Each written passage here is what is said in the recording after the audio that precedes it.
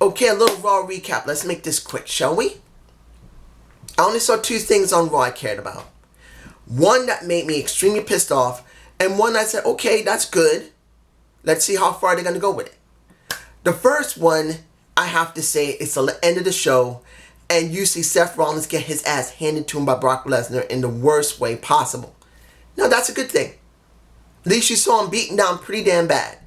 Now, I don't know how far this is going to go, and personally, I don't really care that much between Brock Lesnar going up against Seth Rollins. But I will say the beatdown was done very well.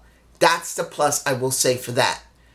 The greatest minus of the entire show was the opening of the show when you had that tag match.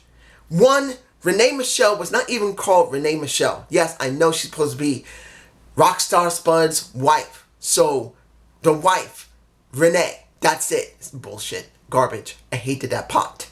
I have to say it in this language because it was pissing me off. The thing that got me was Mike Bennett winning the title. Running away. Hiding. His wife looking for him. Faking out everybody. And instead of using it saying, you know what? Now my man has done something substantial. You could have her deal with it. You could have her protect him. You can have her do something. No. You decide once he pours his heart out saying, you see, I won something. You see, darling, I won something. It's in my face.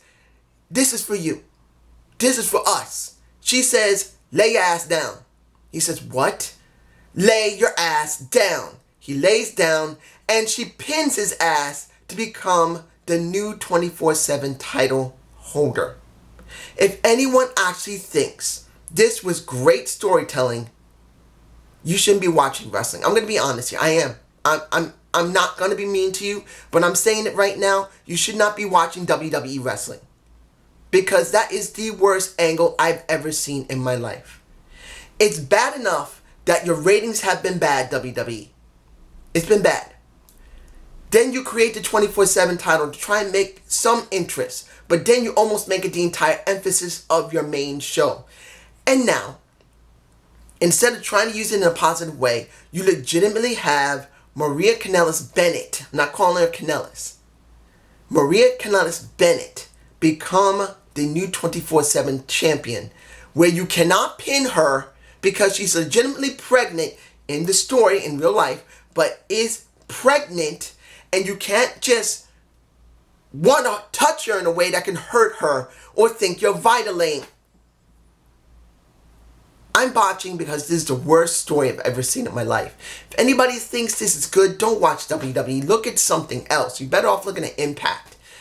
Even though the story between Sami Callihan and Tessa Blanchard is questionable and could still go badly, I would rather see that story than this. Now, let's go to Smackdown Live. The show was okay.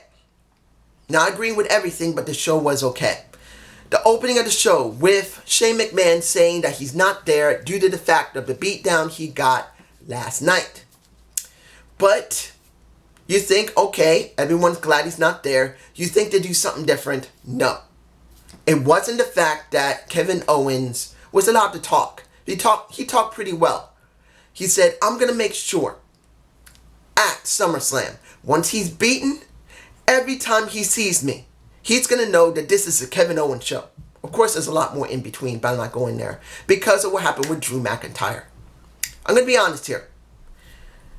Seeing him punch him out the minute Drew came out and told him he's got a match with him was good. And I was kind of hoping, and I know not anybody is going to agree with this, I feel it would have been better if they had the time run out. If they had just made that segment a little shorter and then have a 20-minute time limit. Let the time run out so pretty much neither one of them have the job to the other. And then you have Drew beat the crap out of Kevin Owens. And he's just mad as hell that he couldn't beat him. And I'm not saying that would have been great storytelling, but it would have been something different than what we got. We got the match, then we got Drew beating down on Kevin Owens getting a bit more on him, and then beating him that way.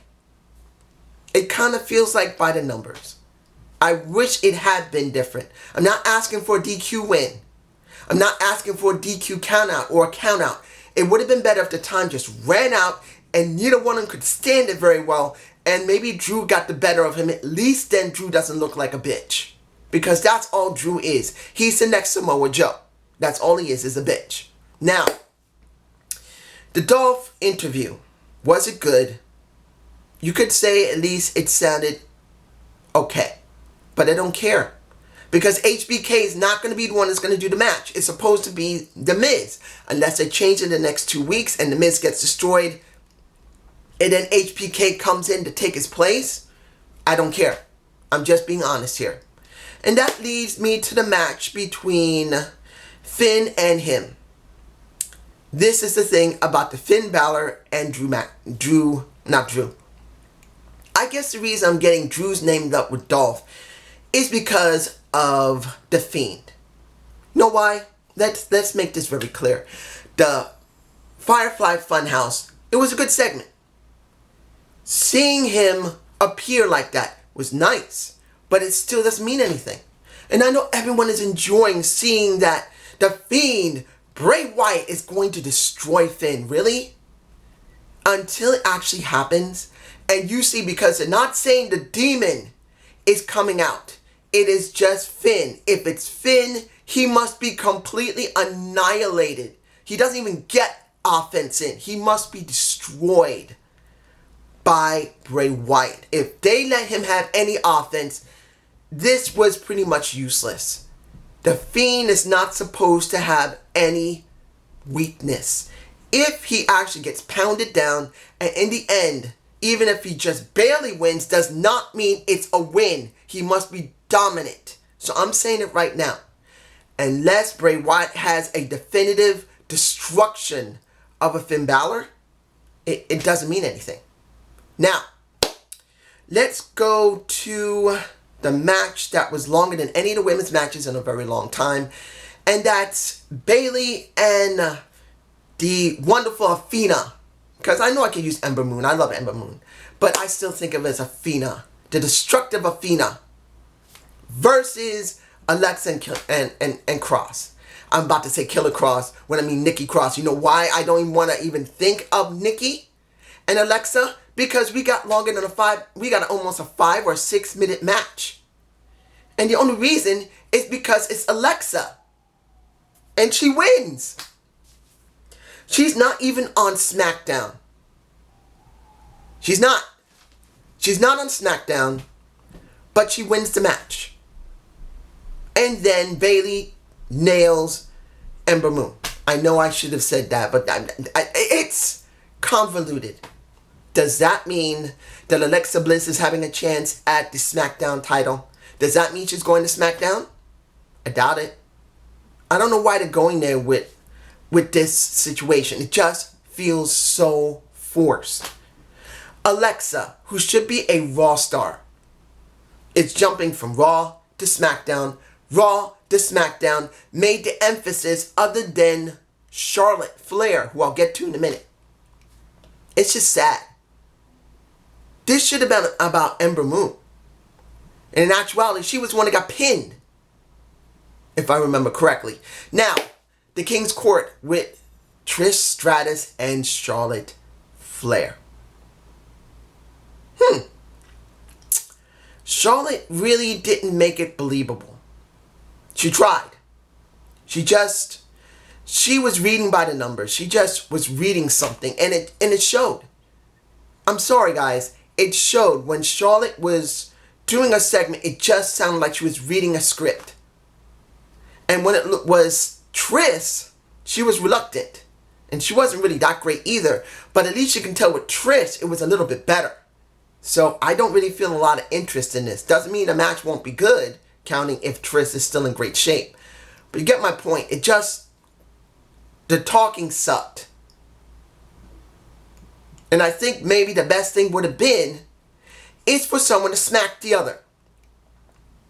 I really think some physical altercation had to happen between Trish and Charlotte. And I think Charlotte should have had the altercation. She should have smacked Trish in the face and say, "Face me, you little bitch."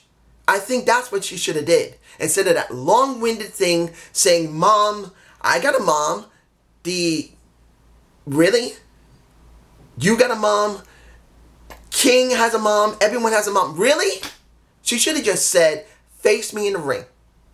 If you want to show how damn good you once were and still are today. Then smack her in the face. She gets angry. She forces her out of the ring. And she said, I will accept your damn offer and I will kick your ass. I think that would have been better for Trish. That's just me. The inside of Orton. I'm going to use that name too. Was this the best thing on the show? Yes. If you haven't seen my Kofi Kingston versus Randy Orton full circle, I suggest you look at it. But honestly, when you see this, it relays everything. Even the part when he said stupid in the ring after he nails him in one of the matches that ended his push. It's right there. It's right there. They're using some reality to make this special. And I appreciated that. This truly makes this match that's coming up at SummerSlam the most important one to me. And I know not many people are going to be 100% interested in it. And I know like JD NYC is not very interested in Kofi right now because honestly, Kofi is being way too...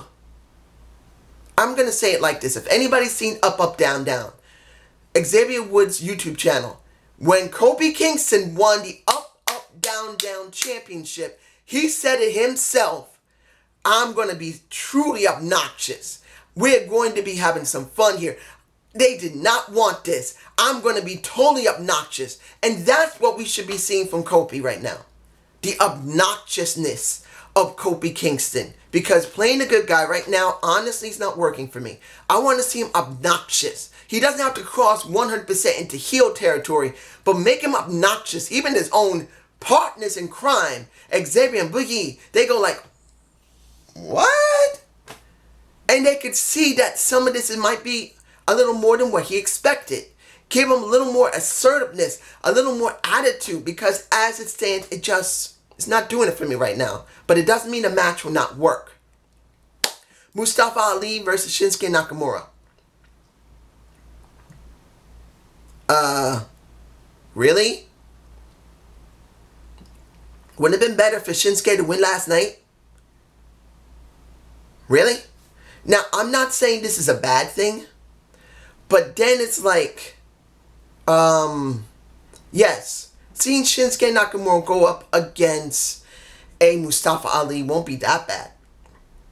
But I think Shinsuke Nakamura going up against Ricochet would probably have been better. Yes, I know. I know Ricochet is Raw.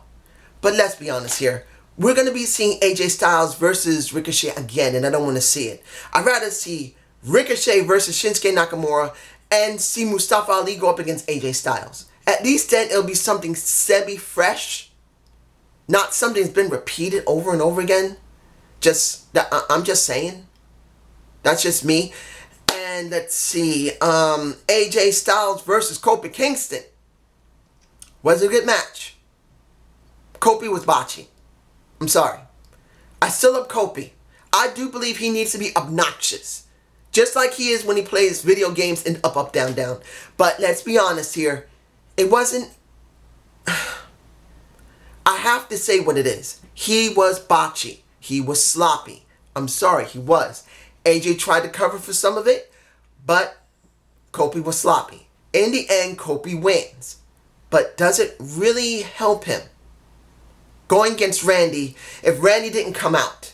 I think AJ should have won because, I want to say it like this. Paint you a quick picture. They're near the end of the match. No music, but Randy comes out to where the Titantron is. He gets a chair and sits down and he watches. And the New Day notices it.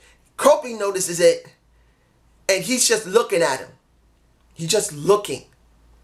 And then when he turns around, he gets the phenomenal forearm to the face and AJ wins. It'll make it better for Kofi because Kofi needs to look like the little guy here. Because Randy's the real guy here and Kofi's the wannabe to become a real guy. That's the way it should have been booked. Now, the end of the show. Oh, I almost forgot two things. The end of the show and the one I'm going to talk about right now, which is, I almost forgot it, the Sammy interview talking about Aleister Black. Aleister Black is now going to go up against Sami Zayn, who has not won one match by himself in months upon months. I just don't see anything interesting in it. And now the final part of the show, and it's Roman Reigns who closes the show instead of Kofi closing the show. You can see what they think of Kofi. And he comes out. He's going to talk to the interviewer. And the next thing you know, for some reason, some scaffolding moves and it falls almost on top of him and crushes him. Who could that be? Who would want to push stuff over to hurt a Roman Reigns? Now, I did not see the Samoan Summit, so I don't know what happened. But it's obvious it's either Samoa Joe or Braun Strowman. Easy is going to be Samoa Joe. But here's the problem. They're not making the story between Samoa Joe and a Roman Reigns interesting.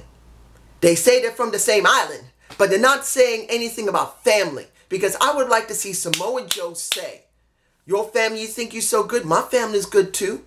They're the best performers in the world. And he said, oh, really, best performers. They dance around. My family does work in the ring, son. Your family just dances around. If they made it family versus family, the Joe family versus the Roman Reigns family, that would make it interesting.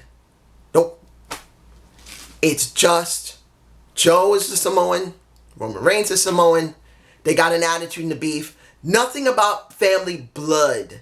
Nothing to try and say, hey, don't you start messing with my family. And Joe brings out two members of his own family. You can get anybody to fake being part of his family. Or have his own real family members come in who do the dancing and say, hey, you mind coming on Raw or Smackdown? Let me show what we can do. That would make it interesting. That's just me. This was an okay show. Have a good day. Have a good night. Peace!